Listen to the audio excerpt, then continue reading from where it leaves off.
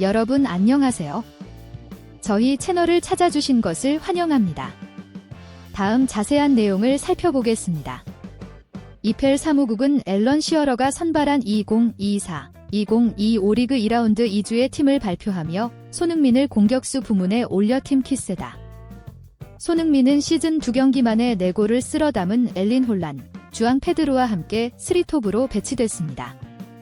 손흥민은 지난 24일 영국 런던의 토트넘 호스퍼 스타디움에서 열린 에버턴과 경기에서 2골을 몰아쳐 팀의 4대0 대승을 이끌었습니다. 전반 25분 성실한 전방 압박으로 베테랑 골키퍼 조던 픽퍼드로부터 공을 탈취해 마수거리 득점을 신고했고, 후반 32분에는 역습 상황에서 왼발 슈팅으로 또 한 번 골망을 흔들었습니다.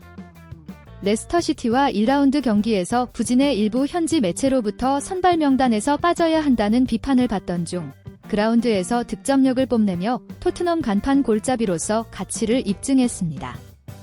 잉글랜드 국가대표팀의 전설적 골잡이 출신의 축구 언론인 시어러는 도미닉 솔랑케가 이탈한 가운데 손흥민이 중앙 공격수로 뛰었다. 에버턴을 거칠게 몰아붙였고 2골을 넣었다고 평가했습니다. 미드필더로는 콜 팔머, 노니 마두에케, 이상 첼시, 제임스 밀러, 모건 로저스가 시어러의 선택을 받았습니다. 후방에는 토트넘의 센터백 듀오 크리스티안 로메로, 미키 판더펜과 함께 웨스트햄의 맥스 킬먼이 선정됐습니다. 라운드 베스트 골키퍼로는 아스널의 다비드 라야가 뽑혔습니다. 손흥민은 전날 영국 공영방송 BBC의 축구 전문가 트로이 디니가 선정한 2라운드 베스트 11에서도 왼 측면 공격수로 이름을 올렸습니다.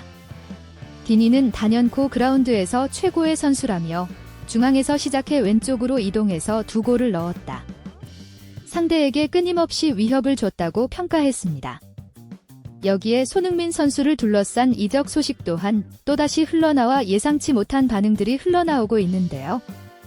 세계 최고의 기량을 자랑하고 있는 손흥민 선수였지만 이해할 수 없는 전술의 희생양이 됨과 동시에 항상 손흥민 선수를 칭찬하지만 계속해서 메디슨을 중심으로 한 답답한 빌드업 축구를 추구하고 있는 포스트에코글로 감독의 태도, 그리고 그동안 수많은 이적설이 흘러나왔었던 우승이 가능한 클럽 중 이제는 맨시티가 가장 빠르게 움직이며 불과 2달 앞으로 다가온 이번 여름의 비공개 조항을 활용해 자유계약 선수로 손흥민을 영입하겠다는 의사를 표한 것으로 보인다는 놀라운 보도가 흘러나왔습니다. 토트넘은 내부적으로 이번 시즌을 리빌딩의 시즌으로 계획하고 추가적인 투자 없이 시즌을 마무리하며 최대의 유로파 리그 진출을 내부 목표로 시즌을 시작하였고, 상치 못한 포스트에코글로 감독의 전술적 변화와 손흥민을 중심으로 한 선수단의 변화에 크게 당황하고 있는 것으로 전해졌다.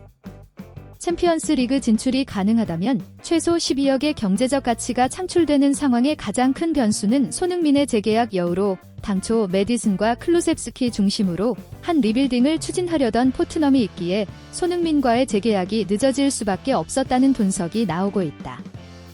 2차 협상까지 총액 2,600억 거절한 손흥민에게 다급한 쪽은 이제 토트넘에서 400경기를 치른 리빙 레전드 캡틴 손흥민을 떠나보낸다면 최소 수십만의 로열티 높은 팬들 흐르며 구단의 가치가 급하락할 것이라는 분석까지 나온 데 이어 이제는 맨시티의 적극적인 개입으로 클럽 레전드를 제대로 대우해주지 않은 클럽이 어떠한 결말을 맞이할 것인지 모든 팬들의 관심이 집중되고 있다.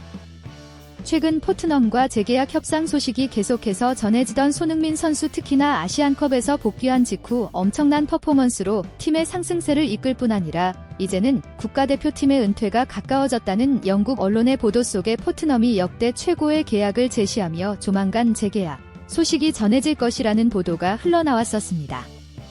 한편 풋볼 인사이더의 보도에 따르면 토트넘의 내부 회장은 이적 시장의 규정 변화에 따라 모든 이적 시장 관련 결정을 취소하고 선수들에게 새로운 계약 조항을 추가할 수 있는 기회를 제공하고 있습니다. 이는 손흥민 선수에게도 영향을 미치며 그의 에이전시는 이번 겨울 이적 시장에서 클럽들과 협상을 진행하고 있는 것으로 알려졌습니다.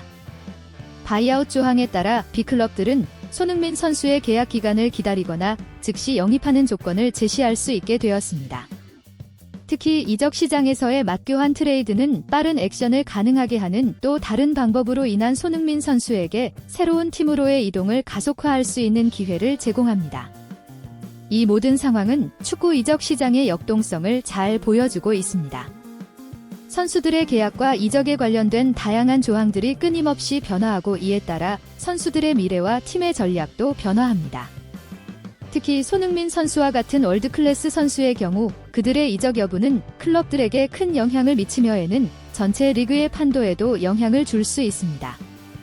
손흥민 선수의 향후 행보는 축구계에서 매우 주목받을 것이며 그의 결정은 팀과 개인의 미래에 중대한 영향을 미칠 것으로 예상됩니다.